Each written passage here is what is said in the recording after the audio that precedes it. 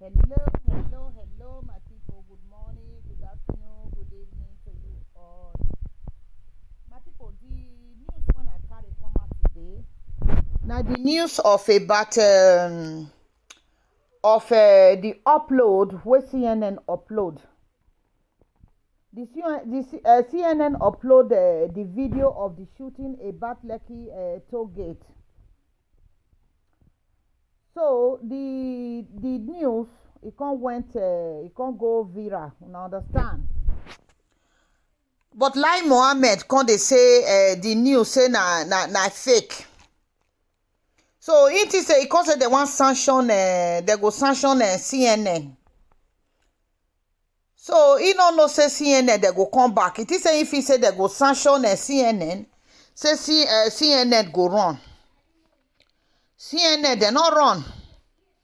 So 2 days ago now, our Minister of Information, Lai Mohammed, he can come out say CNN they be unprofessional. Meaning CNN they don't know what they do. So Lai Mohammed, in fact Nigerians they come surprise say okay all the videos of the thing when it happened for Lekki toll gate, he come surprise say CNN they show everything. You understand?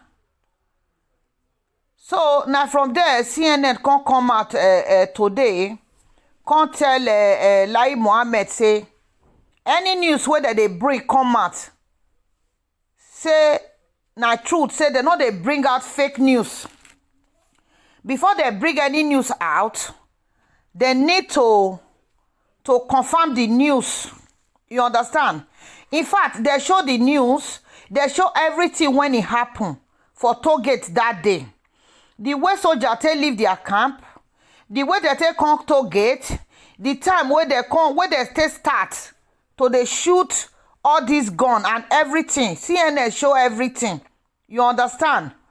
So Lai Mohammed, it is a CNN are world news. It not be like Nigerian news where be say if our newscasters that they talk, they feel go threaten they say may they talk the news like this, may they talk the news like that. But this one so CNN are world news. They know they take bribe. Now so everything be. Now so they say they talk am. You understand? So it is say if he come out to tell CNN, say CNN news not fake. It is say CNN go fear, say fear not go let CNN come out. So now CNN come out, can't tell them say, can't tell like Mohammed say, they not be fake. Everything where they talk or every video where they show, say na the truth. Now wetin happen na be that. But our government of Nigeria or our president, in fact all of them when they inside, they not agree make we hear wetin dey happen. They not agree make we know the truth. All of them they lie. So they can't surprise say CNN show all the video. Now their shame for can't catch all of them. So like Mohammed, he not see something talk. He can't they say they go sanction CNN. They want sanction CNN. They want sanction CNN. Only that one now see talk. So my people, make una for understand this video when I go play so. Now make I see talk small put for inside. Make una listen to, make una for know the kind video when una want watch. So now I go leave una, make una watch the video. So I go post am with this my audio video, make una watch am together. Una understand? So now una go and hear am from the horse's mouth. Una hear? Thank you guys for subscribing to my channel. Keep on subscribing. Keep on supporting your sister to grow. Those that have not subscribed, thank you. The ones that have subscribed, thank you. God will bless you all. So my people, now hear the topic show. Make una stay tuned to watch the other video. Thank you guys. Bye-bye.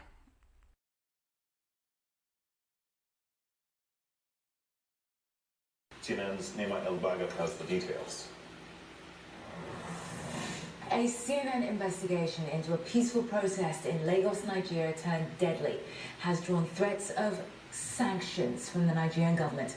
In the government's most significant response to the events which unfolded on October 20th at Lekki Tollgate in Lagos, Nigeria's Minister for Information and Culture, Lai Mohammed, dismissed the CNN investigation as, quote, fake news and, quote, misinformation, repeatedly denying the military used live rounds against protesters. Like everyone else, I watched the CNN report yesterday. I must tell you that it reinforces the disinformation that is going around, and it is blatantly irresponsible and a poor piece of journalistic work by a reputable international news organization. CNN, which touted its report as an exclusive investigative report, sadly relied on the same videos that have been circulating on social media without verification. This is very serious, and CNN should be sanctioned for that. The minister also denied the findings of our reporting that there had been at least one fatality. He did not provide any evidence to back these accusations. CNN's report was based on testimony from dozens of witnesses and photos obtained and geolocated by CNN. It painted a picture of how members of the Nigerian army and the police shot at the crowd, killing at least one person and wounding dozens more. We verified footage acquired from multiple eyewitnesses and protesters by using timestamps and data from the video files. The police, in a tweet, denied shooting protesters. The army first called it fake news, then said only blanks were fired in the air. But the video shows soldiers who appear to be shooting in the direction of protesters, and accounts from eyewitnesses established that after the army withdrew, a second round of shooting happened later in the evening. Prior to broadcasting the report, CNN tried multiple times to elicit comment from the Nigerian army and the police force. Calls to the army were never returned. The Lagos state government and the police force said that there would be no comment while the judicial tribunal was underway. In advance of the findings of the tribunal, the minister told reporters his government was very satisfied with the conduct of the military and police. CNN stands by our reporting. Ni'mal Bagher, CNN, London. At least 16 people have... I watched the CNN report yesterday. I must tell you that it reinforces the disinformation that is going round, and it is blatantly irresponsible and a poor piece of journalistic work by a reputable international news organization. CNN engaged in incredible sensationalism and did a great disservice to itself and to journalism. The first instance, CNN, which touted its report as an exclusive investigative report, sadly relied on the same videos that have been circulating on social media without verification. This is very serious, and CNN should be sanctioned for that.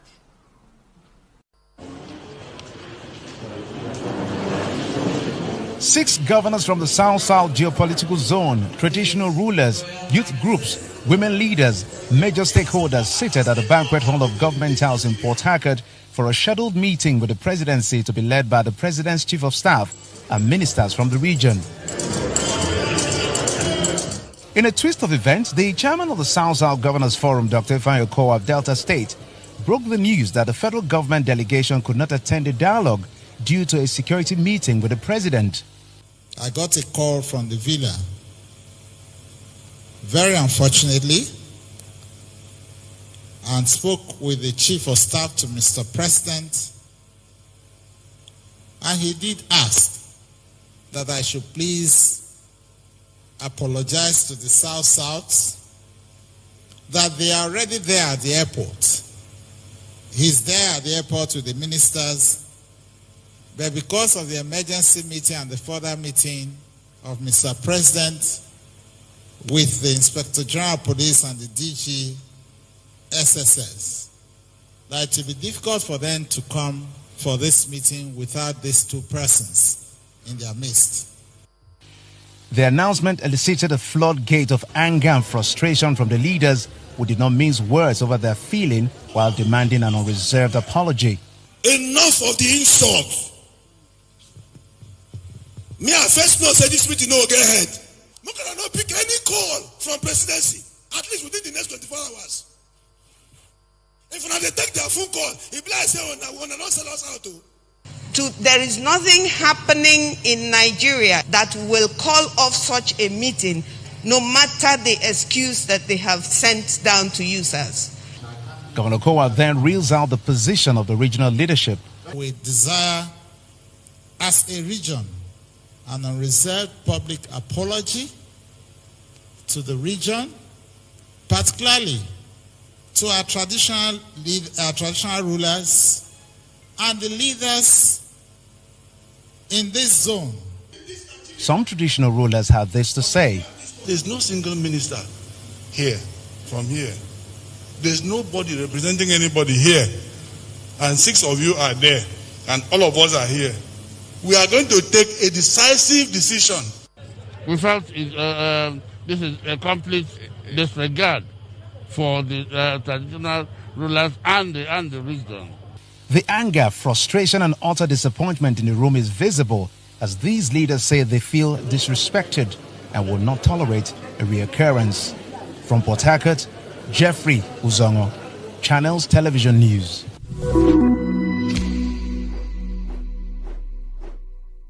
You've accepted the fact that that Biden is the president-elect of the United States, that he won the election, right? I think I was the first Republican to do so. I mean, there's no question about that. And, I congratulated him the first night that the race was called. And, I think, more and more Republicans are finally getting to that point. And it's hopefully something that will get resolved here, very shortly. Did the other four, I'll ask you, did the other 4 Republican governors in the meeting basically accept the fact and refer to him as president-elect? Well, I don't want to give the details of the conversation. I don't remember exactly if everyone did, but I think most of them did acknowledge, we're talking about the issues. Obviously, they got on the call with the president-elect and the vice president-elect for a reason. Everybody was very cordial, and I think recognizes the fact that Joe Biden, Kamala Harris will be, inaugurated on January 20th. I think so. You're absolutely right. But based on what you heard from President-elect Biden, Governor, do you expect a significant shift in the federal response to the coronavirus, which is getting worse and worse, once he takes office on January 20th? He didn't share a lot of his thoughts about it yet. I mean, it was more of a fact-finding mission on their part to try to get up to speed. I thought it was a good first step, where we kind of let him know some of our priorities. Look, I brought up a couple of things. So, number one, we want to make sure that they continue some of the things that are working and that we get some of the other things moving. The vaccine development. Operation Warp Speed is a good thing. We're making progress. It's critically important to getting our states back to normal. I brought up Title 32 funding because some of us are going to, once again, many states are going to be calling up the National Guard to help with vaccine distribution and transport and things like that. And Title 32 allows the federal government to pay for that. And we talked about, just a real need to get bipartisan cooperation and a compromise in Congress on the much-needed next stimulus bill, and we've called on the incoming team to work with both Democrats and Republicans in the House and the Senate to try to get this done. Although I don't think we can wait until the end of January. I think this is something that the lame duck Congress needs to act on right now. Yeah, I think you're absolutely right. This is critical. There are people suffering right now by the millions out there. They're waiting along food lines. And I think he heard what you were saying. I took notes as he was speaking after your meeting with the president-elect. He said he wants to get new funding for state and local budgets, federal government relief. He wants a stimulus package. He wants new work on making sure that not only vaccines, but the vaccinations begin all around the country in various states. He did support new money for the National Guard troops that you're going to need to help in the distribution of those vaccines. Right. National mask mandate he wants, Right. and he wants a lot more testing. That's what you guys proposed, and that's what he emerged from the meeting saying, so I assume you were pleased. Well, that's great. I didn't actually hear his remarks because I went from that meeting into another, immediately into another series of meetings. So I'm very glad to hear. He seemed to be very receptive to the message. Those were all the points that we tried to make, and I think we're off to a good start. All this is taking place, Governor, under the shadow, very disturbing shadow of President Trump's threats to try to subvert the election with totally baseless accusations of widespread fraud in various states that he lost, his outrageous scheme to pressure state officials to overturn the will of the voters. Is there any way to describe this other than, and this is so painful to even say, an assault on our democracy? Well, I said something very similar, Wolf. Look, my biggest concern right now is that we don't drop the ball on. We're in the middle of a war right now against this virus, and we've got to get the current White House coronavirus team talking with the Biden team. We've got to get on with the transition because we can't afford to be, delaying. While we did have a good meeting with Vice President Pence and the coronavirus team earlier this week, which was very productive. I just want to see them all working. But yeah, it is outrageous, Wolf, and it is an assault on our democracy. And look, I think everybody wants every single vote to be counted fairly, but we haven't seen any evidence of widespread voter fraud. And the numbers are the numbers, and several of these are Republican-led states. And he's, look, I think it's bad for Donald Trump.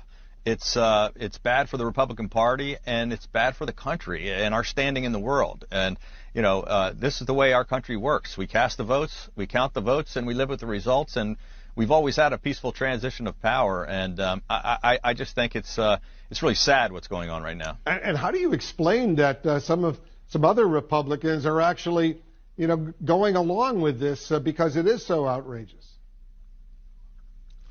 Well, I can't really explain it other than they're just maybe afraid of the president. Some of them may believe the conspiracy theories, but some of them I think just are humoring him. But I think an awful lot of Republican governors and folks in the Senate and some of his friends and people in the White House are advising him. He just doesn't seem to be listening to anybody.